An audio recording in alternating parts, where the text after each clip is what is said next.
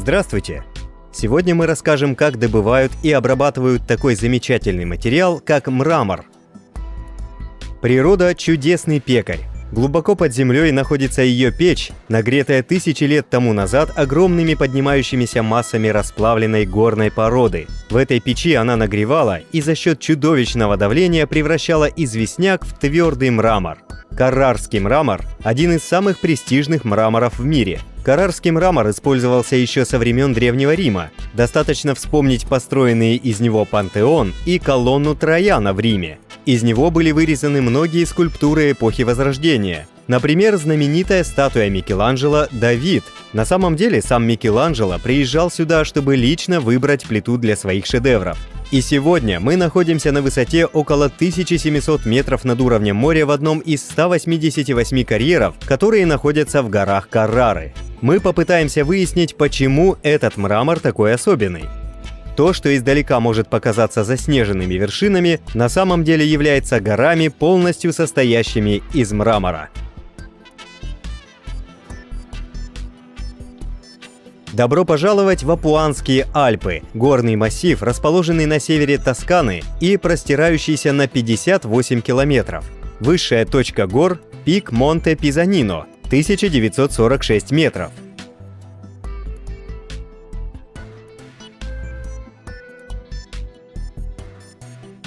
С близкого расстояния возвышающиеся карьеры в Апуанских Альпах Тосканы выглядят как колоссальные ледяные крепости на другой планете.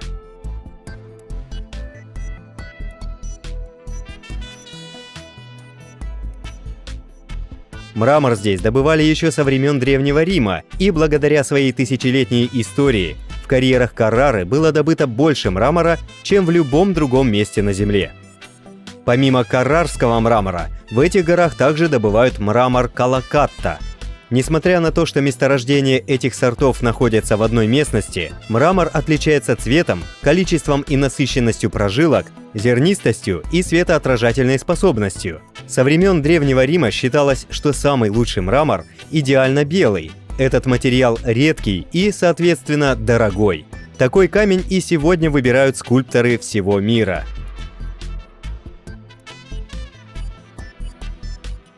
Мрамор Каррара обладает равномерным светло-серым тоном. Прожилки деликатные, аккуратные, также светло-серого оттенка. Ввиду того, что фон камня сам по себе не совсем белый, прожилки нечеткие, а с размытыми границами, мрамор в общей массе выглядит сероватым. Что касается сорта Калакатта, то он обладает белым фоном, рисунок прожилок четкий. Мрамор семейства Калакатта принадлежит к более высокому классу камней, в отличие от мрамора Каррара, что сказывается на его стоимости. Так, квадратный метр Калакатты может стоить более $400, что более чем в 4 раза дороже высококачественного каррарского мрамора. Также отличают Калакатту от других мраморов его теплый фон цвета слоновой кости и толстые золотые или серые прожилки. Но ключом к цене Калакатты является его редкость. Встречается он только в Апуанских горах. Добыча Калакатты в горах требует многолетнего опыта. Так, Энрико работает шахтером здесь уже 40 лет. Свой опыт работы он приобрел у отца, который также работал на том же карьере. В работе шахтеров важно иметь наметанный глаз и точный глазомер. Им нужно обойти те места в горах, где имеются дефекты, чтобы избежать риска разрушения мрамора. Эти изъяны влияют на то, где и сколько шахтеры смогут добыть мрамора, а главное, сколько они могут выручить за него. Несмотря на все усилия шахтеров, добиться желаемого результата получается не всегда. Иногда в блоке можно обнаружить дефекты, которые бывают неожиданными, например, когда блок переворачивают. Для шахтеров это неприятный сюрприз. Рыночная стоимость карьеров определяется в более 1 миллиарда евро. Здесь производится 4 миллиона тонн мрамора в год, а работают всего 13 тысяч человек. В свое время карьеры даже были показаны в фильме о Джеймсе Бонде «Квант милосердия», где актер Дэниел Крейг за рулем Aston Martin DBS вел автомобиль по мраморным склонам.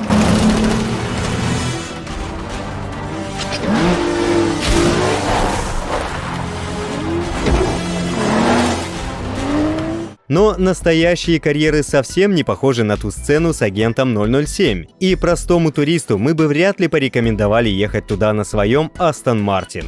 Дороги здесь крутые, узкие, с множеством опасных поворотов. Даже страшно подумать, что каждый день по этим горам проезжают 600 водителей грузовиков, и каждый из них перевозит по 50 тонн мрамора. Да, это звучит совершенно безопасно. Перед вами два карьера. Кава Кверциола, номер 147, и Кава Фьордичиара, номер 76. Последний представляет собой пещеру внутри горы.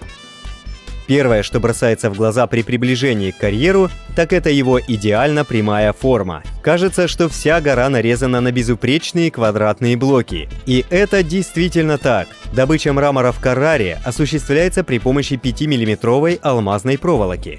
Чтобы получить мраморную плиту, горняки бурами сверлят 3 стратегически важные отверстия в горе, вертикальное сверху и 2 горизонтальных снизу. Все 3 отверстия соединяются в одном стратегически важном месте. Алмазный плетеный шнур располагается внутри 2 из 3 отверстий и вращается с помощью машины, установленной на рельсах.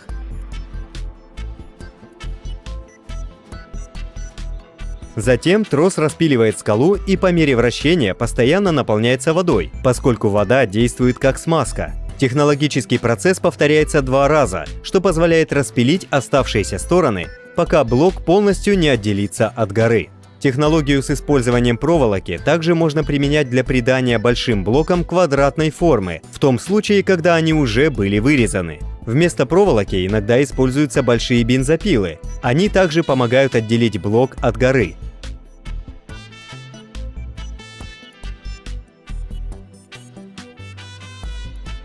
Средний блок составляет 12 кубических метров и может весить до 36 тонн. Поскольку мраморные блоки очень тяжелые, то что-то может пойти не так и повредить плиту. Блок может расколоться, и потребуется определенная работа, чтобы это исправить. Но, к счастью, такие блоки все еще можно использовать. И уже через 4 дня блоки будут переработаны в один из самых дорогих мраморных плит в мире. Всего одна такая плита может стоить более 10 тысяч долларов. Готовый блок аккуратно загружают в грузовик, который доставит его на перерабатывающий завод. Но доставить мрамор по узкой горной дороге – непростая задача. Профессия водителя здесь довольно опасна. Спускаться с горы приходится с многотонным грузом мрамора, и здесь как никогда важно иметь надежные тормоза, иначе грузовик может легко сорваться в пропасть. Водителю на этой дороге нужно иметь настоящее мужество и высокое мастерство, чтобы спуститься вниз с таким грузом.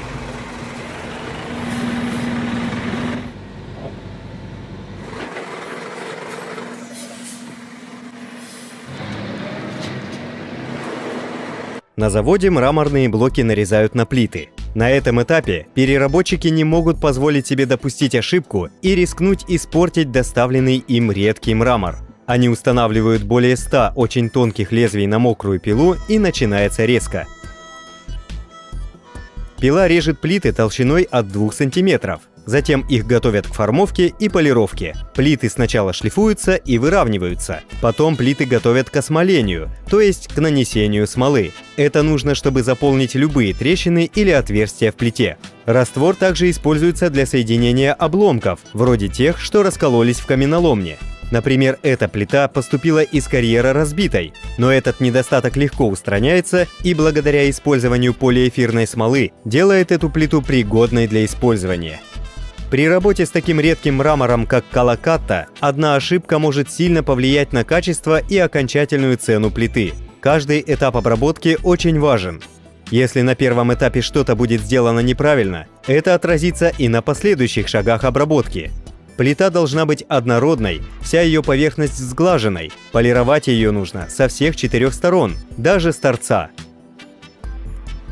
После того, как работник убедился, что смола нанесена равномерно, он помещает ее под ультрафиолетовый свет, чтобы она высохла. Эти шаги гарантируют, что плита не будет иметь дефектов.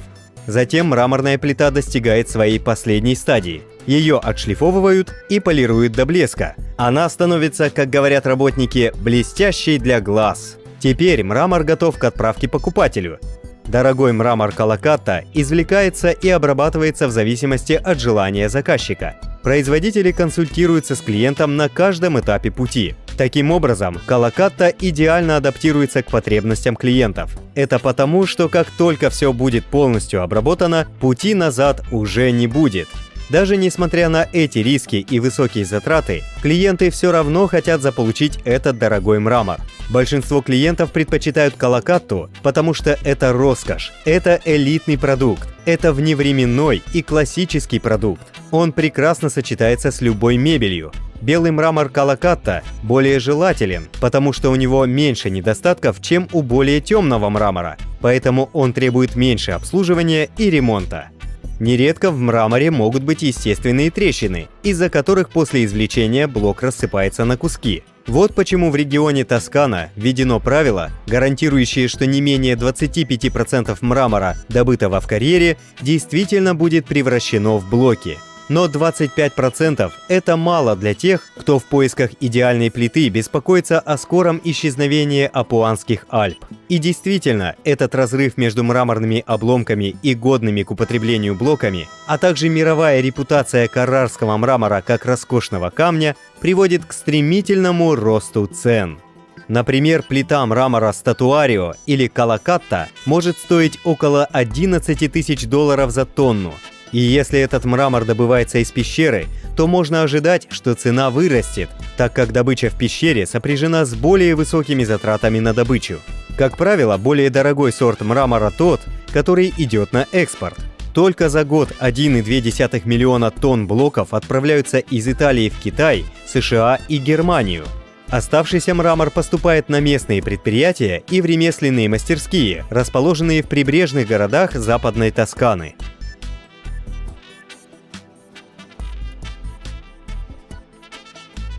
Среди них особо выделяется город Пьетрасанта, или «Мраморный город», названный так из-за постоянного наплыва сюда художников. В отличие от иностранных компаний, которые ищут здесь самые роскошные плиты, ремесленники из Пьетрасанта ищут идеальный камень, чтобы воплотить его в жизнь, как говорил Микеланджело. Однако многолетняя добыча мрамора оставила обширные шрамы на прекрасном ландшафте Апуанских Альп. В некоторых случаях были срезаны целые пики гор.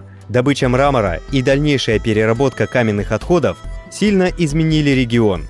Загрязнение почвы и воды, опустынивание, уязвимые карстовые экосистемы, массовое нарушение среды обитания фауны и флоры, сокращение биоразнообразия – это лишь некоторые экологические последствия, вызванные чрезмерной и необратимой деятельностью человека. Мраморная пыль – одна из многих причин загрязнения рек в этом районе. Когда идет дождь, реки становятся совершенно белыми, как молоко, потому что мраморная пыль уносится течением. Дождь смывает все сточные воды карьера в русло реки, поэтому в ней невозможно найти никаких живых организмов.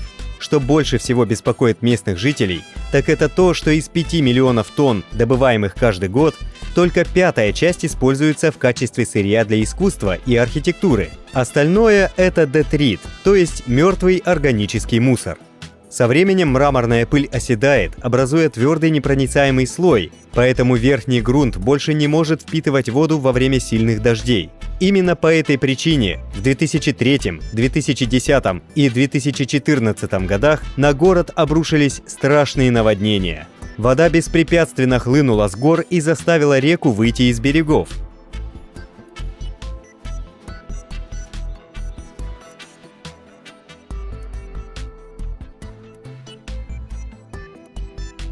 Такое положение вызвало гнев местных жителей, которые провели митинг перед городской ратушей. Однако абсурдный ответ мэра только продолжил нагнетать гнев народа. В 90-х годах транснациональные корпорации, такие как швейцарская Омия или французская Имерис, поняли, что мраморная крошка может быть очень ценным продуктом в виде карбоната кальция, который можно использовать вместо свинца в красках или асбеста в кровельных материалах. Молотый мрамор используется в производстве бумаги в качестве отбеливателя, наполнителя, заменяя им дорогостоящие волокна и красители, а также раскислителя для получения бумаги с необходимым pH. Его также применяют в косметике и витаминных таблетках. Можно сказать, что каррарский мрамор в основном больше не используется для искусства или архитектуры. Его буквально выдавливают из тюбика зубной пасты. Жители Каррары хотят, чтобы карьеры вернулись к более разумной рабочей этике, сконцентрировавшись на продвижении качества мрамора, продавая его меньше, но по более высоким ценам, и перестать пытаться конкурировать с иностранными производителями.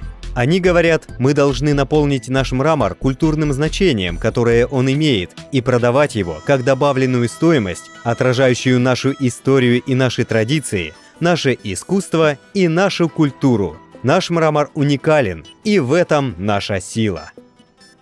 На этом все. Если вам понравилось это видео, ставьте лайки и подписывайтесь на канал. До новых встреч!